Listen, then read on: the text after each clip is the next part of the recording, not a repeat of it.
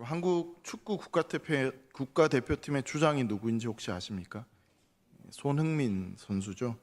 이 손흥민 선수의 아버지 손웅정 씨가 쓴 책이 있습니다. 그 책의 제목이 뭐냐면 모든 것은 기본에서 시작한다, 이런 제목을 가진 책입니다.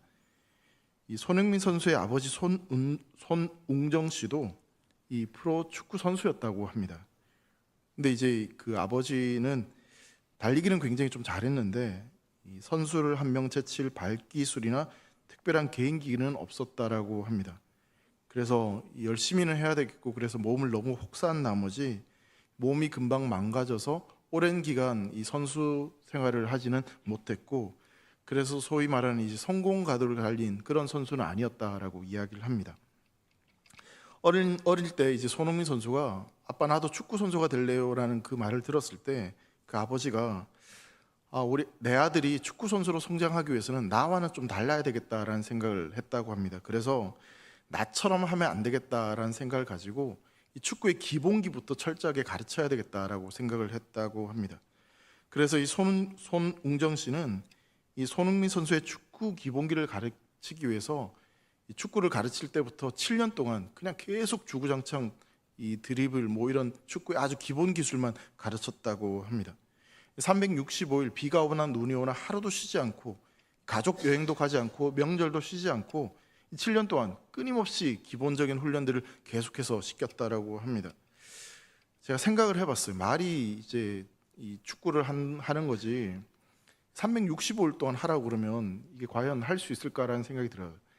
저 말씀 전하는 걸 굉장히 좋아하는데요. 저한테 365일 동안 말씀 전하라고 하면 그게 과연 이제 좋은 일일까라는 생각이 드는데 여러분들 어떠신지 모르겠어요.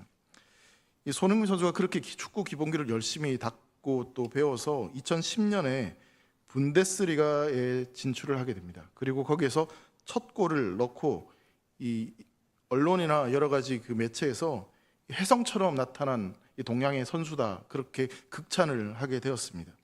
이때 그의 아버지였던 이 손웅정 씨가 나는 그 말에 동의하지 않는다.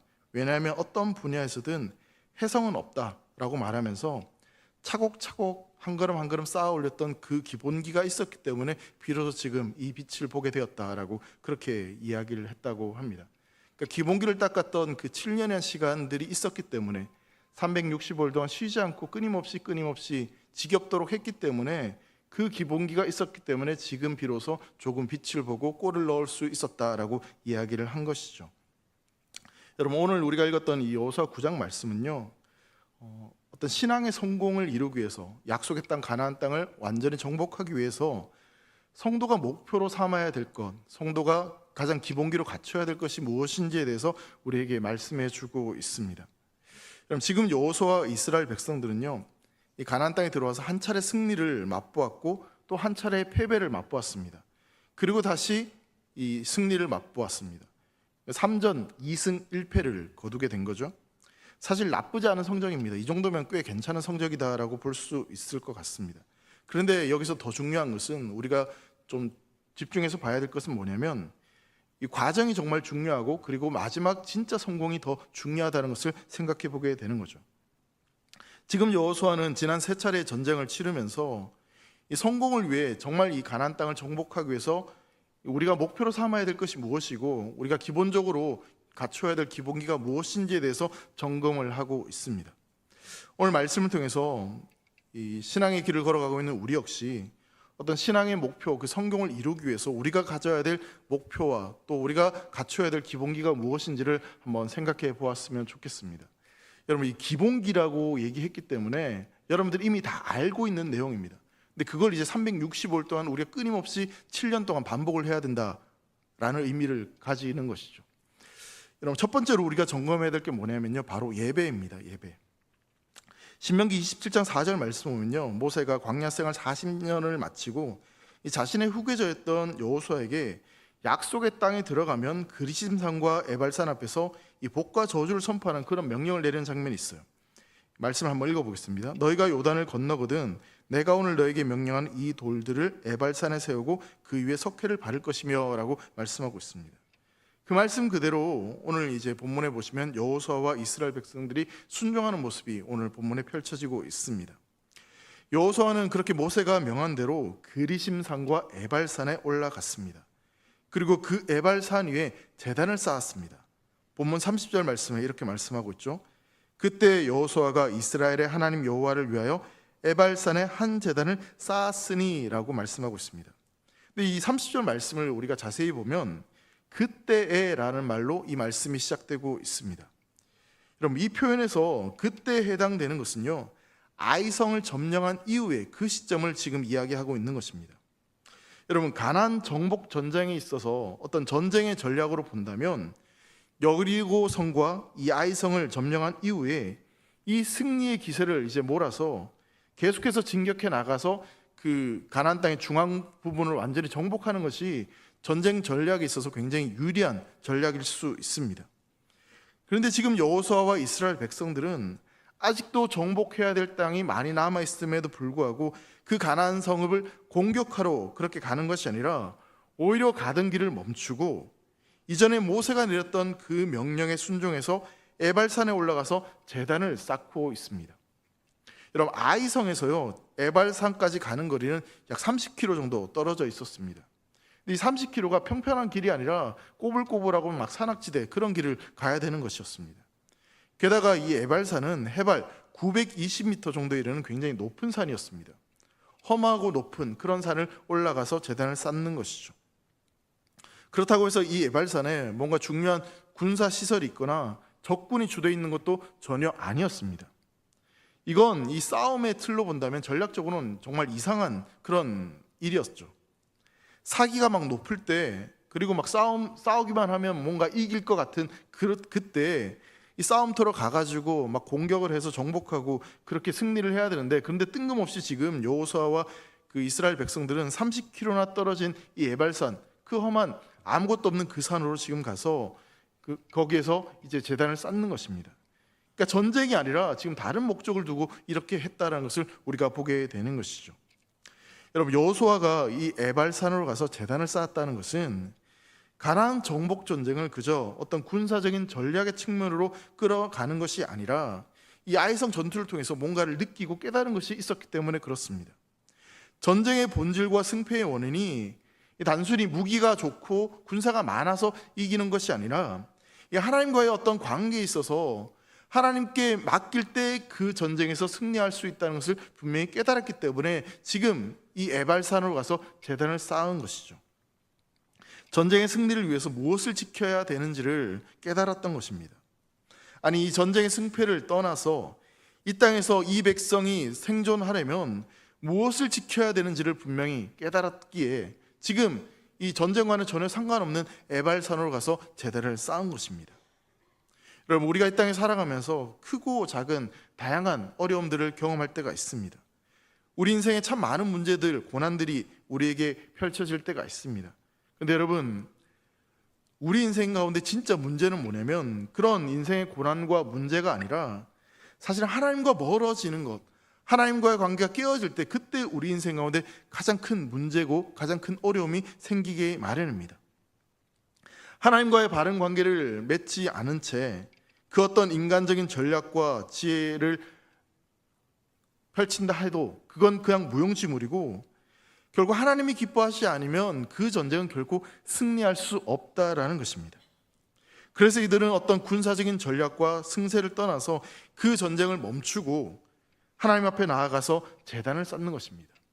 그럼 하나님 앞에 제단을 쌓는 것을 뭐라고 이야기할 수 있겠습니까?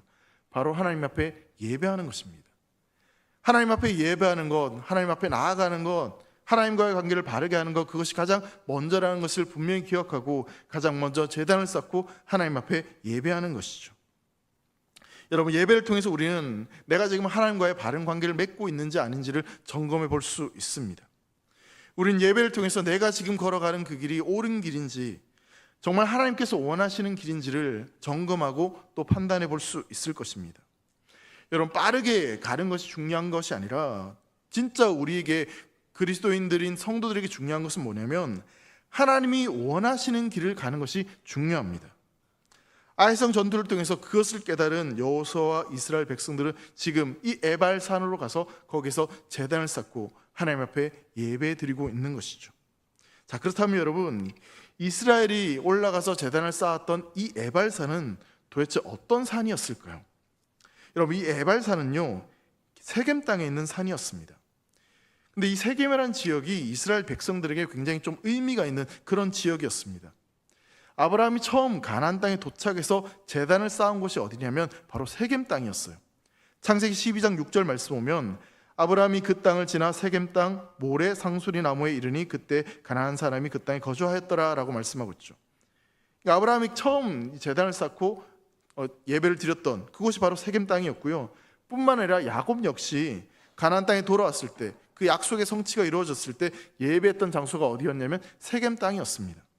즉, 이 세겜 땅은 하나님의 약속의 성취를 기억하게 하는 이스라엘 백성들에게 굉장히 의미 있는 그런 땅이었다라는 것이죠. 자, 그런데 이 세겜이라는 지역에는요, 두 개의 산이 있습니다. 하나는 바로 에발산이었고 또 하나의 산은 그리심 산이었습니다. 그럼 신명기 말씀을 보면요, 에발산은 율법의 저주가 선포되는 산이었고 반대로 그리심 산은 축복이 선포되는 그런 산이었습니다. 자, 그런데 여러분, 이스라엘과 여호수아가 제단을 쌓은 곳이 어디라고 지금 성경은 말하고 있습니까? 에발산입니다. 근데 이 에발이란 그 이름의 의미가 뭐냐면 나뭇잎이 하나도 없다, 그런 의미를 가지고 있어요. 그래서 이 산은요, 이 푸른 나무가 없는 그냥 바위산이었습니다. 그러니까 바위만 있는 그런 황량한 그런 산이었다라는 것이죠. 이 에발산은 남쪽에 위치한 그리심 산으로 인해서 언제나 그늘이 드리워져 있었다라고 합니다. 그래서 그 그늘 때문에 햇빛을 받지 못하기 때문에 식물이 자랄 수가 없었던 굉장히 척박한 그런 땅이었던 것입니다. 거기에다 저주가 선포되었던 그런 곳이었기 때문에 이스라엘 백성들에게는 저주와 죽음의 상징처럼 여겨지는 그런 장소가 바로 이 에발산이었습니다. 자, 그렇다면 여러분, 이 이스라엘 백성들과 여호수아가 제단을 쌓았던 그 장소를 에발산으로 선택한 것이 좀 이상해 보이지 않으십니까? 아니, 하나님께 이왕 예배를 드린다면, 예배 장소를 선택한다면 축복의 선언이 있었던 그리심 산에 가서 예배하면 더 좋지 않을까? 하필 왜 저주를 선포했던, 그리고 그 죽음의 땅이라고 불리워지는 그 에발산에 가서 제단을 쌓으라고 하셨던 것일까? 여러분, 누가 이 저주의 땅이었던, 그리고 죽음의 땅이었던 이곳에 서고 싶어 하겠습니까? 아무도 어쩌면 이 에발산에 올라가서 이 땅을 밟고 서고, 그래서 거기에서 제단을 쌓고 예배를 드리는 것을 원치 않았을지도 모르겠습니다. 자, 그렇다면 우리는 여기서 생각해 봐야 되겠죠. 왜 하필 이 저주의 땅이었던, 죽음의 땅이라고 여겨지는 이 에발산에 가서 제사를 드리고 제단을 쌓는 것일까? 이 에발산이 과연 가진 의미가 무엇인가를 생각해 보게 되는 것입니다.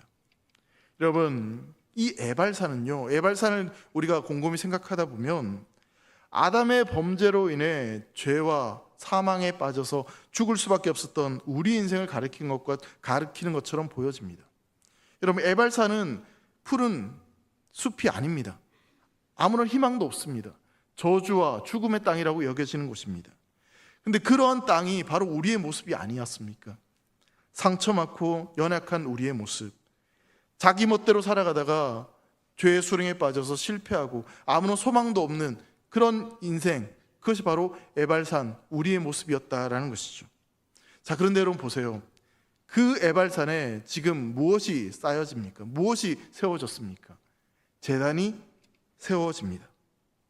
그리고 그 제단 위에서 단순히 곡식으로 제사하는 소제가 아니라 오늘 성경을 보시면요, 번제와 화목제가 그 에발산, 그 제단에서 드려졌다라고 말씀하고 있습니다. 여러분, 이 번제와 화목제는요, 반드시 제물의 죽음, 피 흘림이 있어야 되는 제사였습니다. 그러니까 지금 이 에발산에 쌓은 이 제단과 또 거기에서 드려진 이 제사는요, 무엇을 지금 이야기하고 있냐면 바로 갈보리 산 위에 세워진 그 십자가를 상징하고 그 십자가에서 피 흘려 죽으신 예수 그리스도의 그 보혈을 우리에게 보여주고 있는 것입니다. 여러분, 우리의 인생은 에발산처럼 누구도 가까이 하고 싶지 않은 실패와 절망이 가득한 그런 인생이었습니다.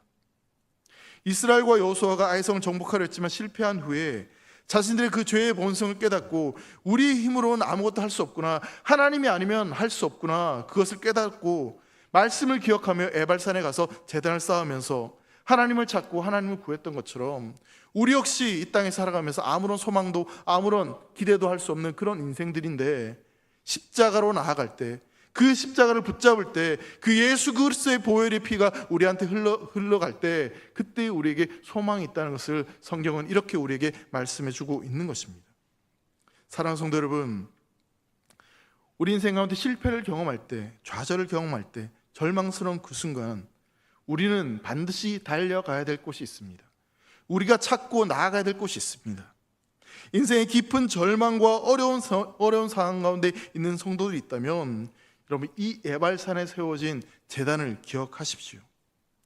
우리 인생 가운데 문제가 있을 때 우리가 가장 먼저 나아가야 될 곳은요, 바로 하나님을 찾고 하나님을 예배하는 예배의 자리인 줄 믿으시길 간절히 소망합니다. 우리가 하나님 앞에 예배하러 나아갈 때 우리 하나님은요, 우리를 외면하지 않으시고 우리에게 말씀하여 주시고 우리에게 은혜를 부어 주셔서 우리가 다시 일어날 수 있도록, 다시 승리할 수 있도록 우리에게 축복을 허락해 주시는 분인 줄 믿습니다.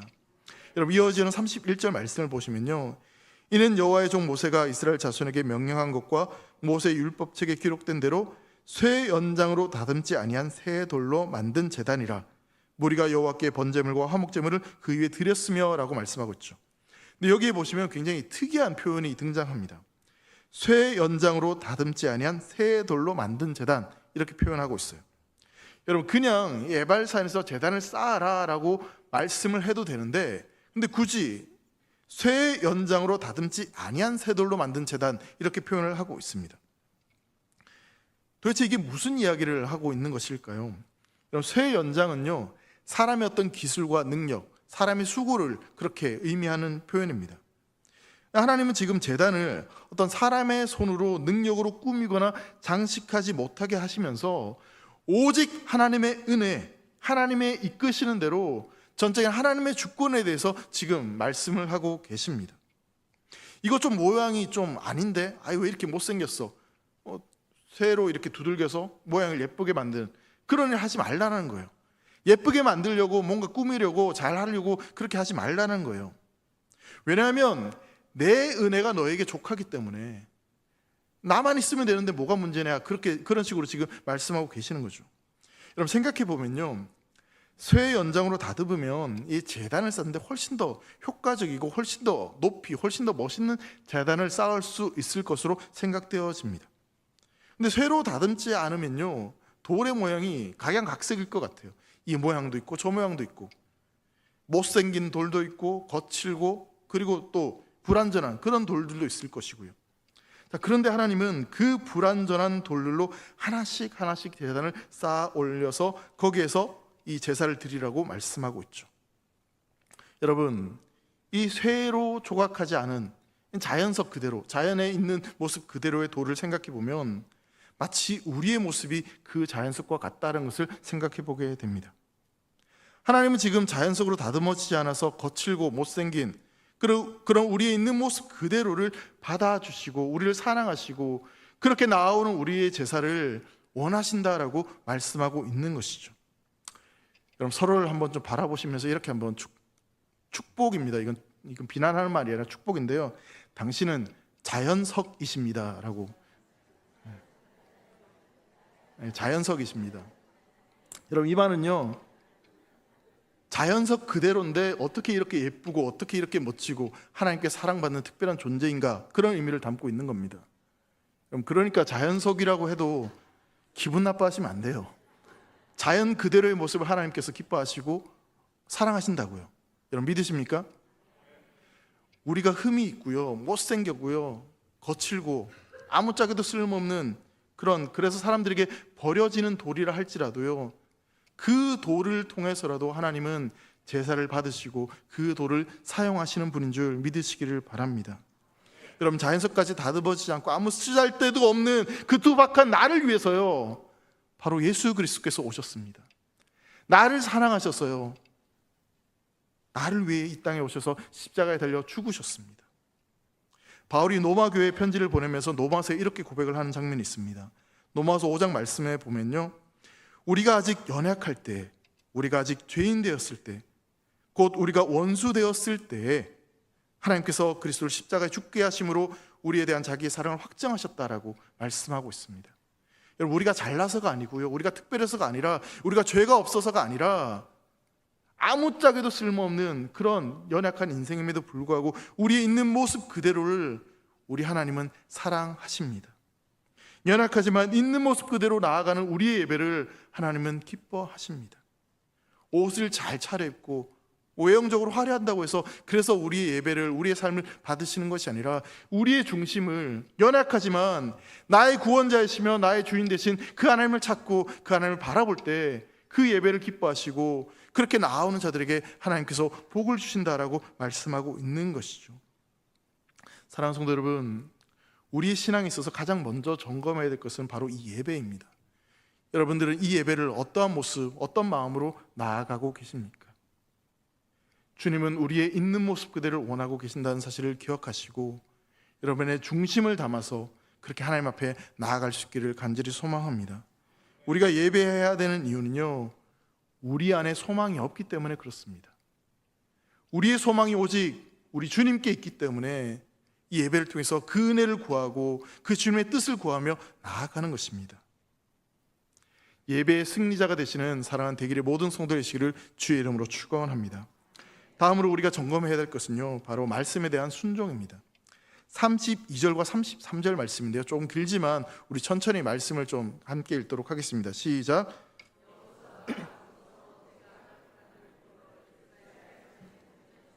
그 도를 기록하며 온 이스라엘과 그 장로들과 관리들과 재판장들과 본토인뿐 아니라 이방인까지 여호와의 언약궤를 맨 네 사람 제사장들 앞에서 궤 좌우에 서되 절반은 그리심산에서 절반은 에발산 앞에 섰으니 이는 전에 여호와의 종 모세가 이스라엘 백성에게 축복하라고 명령한 대로 함이라. 그럼 한번 따라해 봤으면 좋겠습니다. 하나님의 말씀이 우리의 기준입니다.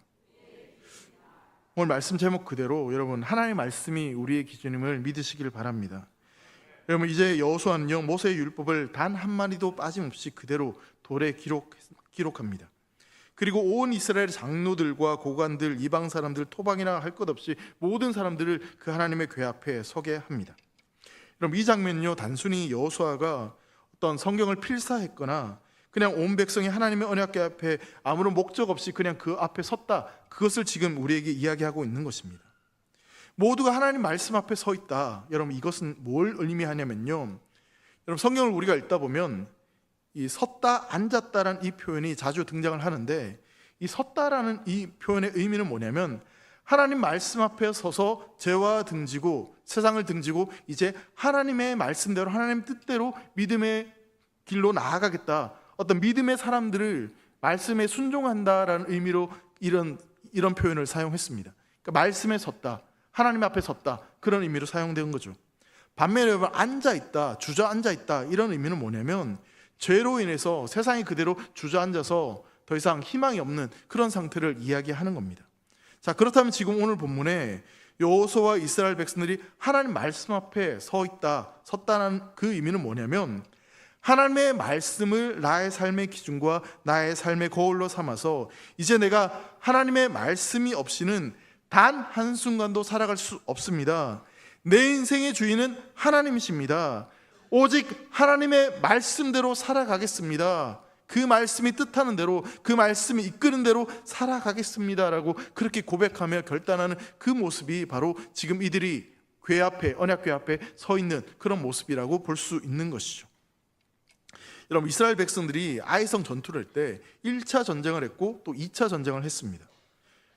근데 우리가 잘 알다시피 이 아이성 1차 전투에서는요, 이스라엘 백성들이 실패했습니다. 그 전투에서 졌어요. 근데 이제 회개하고 전열을 가다듬고 2차 전투에 임했을 때 그 2차 전투에서는 승리했습니다. 자, 그런데 이 2차 이 아이성 전투를 기록한 이 성경 여호수아 8장 말씀을 보면요, 여기 그 반복해서 등장하는 단어가 하나 있습니다. 그게 뭐냐면 먼저 여호수아 8장 4절 말씀 보면 이렇게 말씀합니다. 그들에게 명령하여 이르되 너희는 성읍 뒤로 가서 성읍을 향하여 매복하되라고 말씀합니다. 그리고 7절 말씀 보면 너희는 매복한 곳에서 일어나 그 성읍을 점령하라. 그리고 9절에도 보면 그들을 보내매 그들이 매복할 곳으로 가서 아이 서쪽 배들과 아이 사이에 매복하였고, 그럼 반복되는 단어를 찾으셨습니까? 뭡니까? 내복이 아니라 매복. 맞죠? 매복. 12절에도 보면요, 그가 약 5천 명을 택하서 성읍 서쪽 베델과 아이 사이에 뭘 했다고요? 매복시키니. 이게 전쟁의 전략으로 이제 이스라엘 백성들이 매복하고 있는 겁니다. 매복이란 것이 이제 적의 어떤 동태를 살피기 위해서 기습 공격을 하기 위해서 몰래 숨어 있는 그런 상태를 의미하죠. 군대 다녀오신 분들은 다 알겠지만 이 매복할 때는요, 진짜 숨 쉬는 것조차 조심하면서 살살살살 그렇게 아무것도 하지 않는 겁니다. 그러니까 꼼짝없이 이렇게 가만히 있는 거예요. 숨 죽이고 가만히 있는 거죠.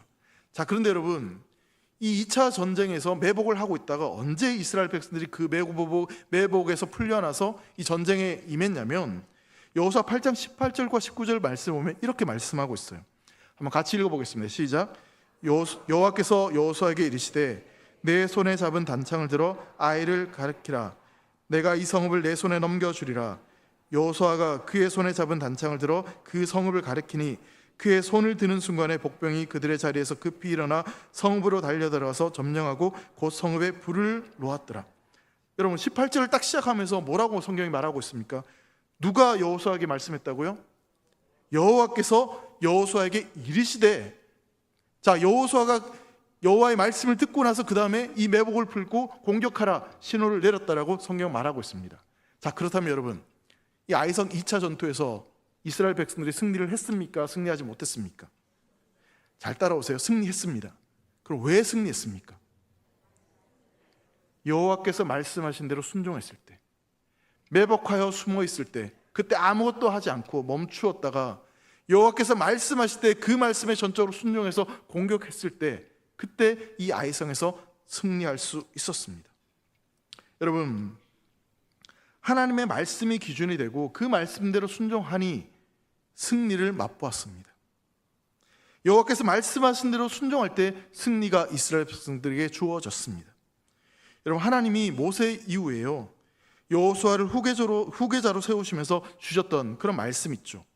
여호수아 1장 7절과 8절 말씀에 이렇게 말씀합니다. 오직 강하고 극히 담대하여 나의 종 모세가 내게 명령한 그 율법을 다 지켜 행하고 우로나 좌로나 치우치지 말라. 그리하면 어디로 가든지 형통하리니 이 율법책을 내 입에서 떠나지 말게 하며 주야로 그것을 묵상하여 그 안에 기록된 대로 다 지켜 행하라. 그리하면 어떻게 된다고요?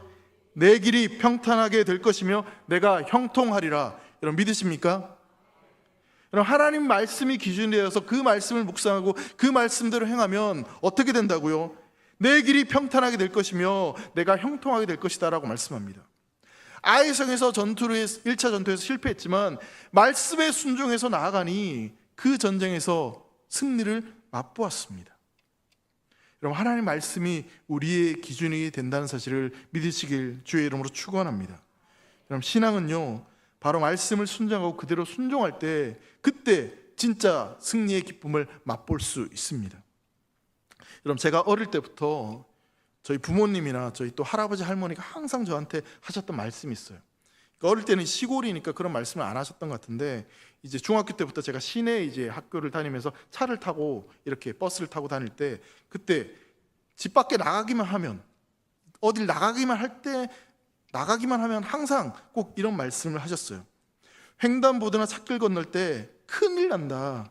차 조심해라. 차 조심해라. 계속 그렇게 말씀하셨어요.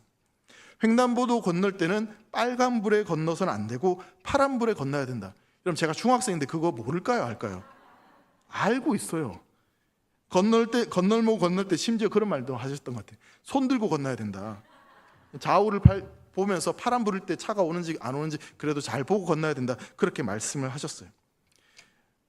요즘은 이제 뭐라고 말씀하시냐면, 이제 횡단보도 이야기는 잘 안 하세요. 근데 뭐라고 말씀하시냐면, 운전 조심해라. 제발 빠르게 가지 말고 천천히 가라. 저희 이제 고향에 올 때 항상 하시는 말씀이 뭐냐면, 천천히 와도 괜찮으니까 조심해서 와. 빨리 안 달려도 돼. 천천히 와도 돼. 그렇게 말씀을 하셨어요. 가끔은 이제 속으로 그런 마음이 들어요. 저도 이제 나이가 있는데, 알 만큼 알 나이인데 그만 말씀하셔도 될 텐데 왜 그렇게 끊임없이 말씀을 하실까라는 생각이 드는데요. 여러분, 이렇게 생각해 보죠. 여러분, 살다 보면 이 큰 도로에 차가 없을 때가 있죠. 새벽 같은 때. 그때 횡단보도를 건너면 될까요, 안 될까요? 이 빨간불에 건너면 될까요, 안 될까요? 차가 없는데요. 차가 한 대도 없어요. 도로가 막혀 있어요. 그래도 안 돼요? 왜 그렇습니까? 횡단보도에서 빨간불에는 건너지 않는 게 그게 기준입니다. 파란불에 건너야 되는 게 맞습니다. 그럼 제가 아이를 키우다 보니까요, 저희 아이한테도 항상 그래요. 차 조심해라. 저희 둘째를 아실 거예요. 온 교회를 쏘다니고 있는데 제일 걱정되는 게 뭐냐면 도로에 나가서 무슨 일이 생길까 봐 항상 차 조심해라. 차 가까이 가면 안 된다. 그렇게 항상 이야기를 해요. 제가 그렇게 얘기를 하다 보니, 그러니 왜 저희 부모님이, 할머니, 할아버지가, 어른들이 그런 말씀을 하시는지를 알게 되겠더라고요. 이 기준이 명확해야지, 이 원칙이 있어야지만 안전할 수 있다는 것을 그렇게 말씀하신 거죠. 여러분, 성도에게 있어서 기준이 무엇입니까? 말씀입니다. 아무리 강조해도 이건 지나치지 않는 거예요. 말씀대로 살아가셔야 됩니다. 그럼 믿으십니까? 제발 말씀대로 사세요. 말씀대로 살 때 축복이 있습니다. 말씀대로 살 때 승리가 있습니다. 여러분, 교회에 와서 여러분 이거 365일 동안 이제 들으셔야 되는 거예요. 끊임없이 이 말씀을 들으셔야 돼요. 그래서 그 말씀 붙잡고 우리가 살아가야 되는 것이죠. 여러분, 가나안 땅에 들어가서 적들과 싸워서 승리하는 것도 너무나 중요합니다. 그런데 더 중요한 건 뭐냐면, 이스라엘 백성들이 하나님의 말씀을 기억하고 그 말씀을 기준 삼아 그 말씀 그대로 살아가는 것이 훨씬 더 중요합니다. 사랑하는 성도 여러분, 말씀 앞에 서기를 주의 이름으로 축원합니다. 여러분, 사람들의 삶에 있어서 어쩌면 정말 중요한 것을 지쳐두고 다른 것에 때로는 관심과 노력을 기울일 때가 있습니다. 그러다 보니 사람들은 성공하기보다는 때때로 실패할 때가 있습니다. 우리 신앙에서도 그럴 때가 있습니다. 이것도 하고 저것도 하고 여러 가지를 하고 싶은, 그리고 뭔가를 다 이루고 싶은 그런 마음이 있을 수 있습니다. 그런데 여러분, 우리 예수님께서 그런 말씀하셨죠. 너희는 먼저 그의 나라와 그의 의를 구하라고 말씀하셨어요. 오늘 본문을 그것에 적용하다면, 우리가 가장 중점을 두고 가장 열심을 두고 가장 목표로 삼아야 되는 것은 뭐냐면 바로 예배입니다. 그리고 말씀입니다. 예배에 성공해야 되고, 그리고 그 말씀에 순종하기를 끊임없이 부단히 노력해야 되는 것, 그것이 우리가 목표로 삼아야 될 중요한 가치라는 것입니다. 오늘 이스라엘 백성들은요, 그들에게 있어서 가장 기본적이고 가장 중요한 것이 무엇인지를 깨닫게 됩니다. 그래서 아이성의 전투에서 승리를 경험하고 난 뒤에 바로 진격해서 계속해서 가나안 땅을 정복하는 것이 아니라, 모세가 명령한 대로 하나님 말씀하신 대로 에발산으로 찾아가서 거기에서 제단을 쌓고 거기에서 세 조각으로 다듬지 않은 그런 돌을 가져다가 거기에서 번제단, 하나님 앞에 제사를 드립니다.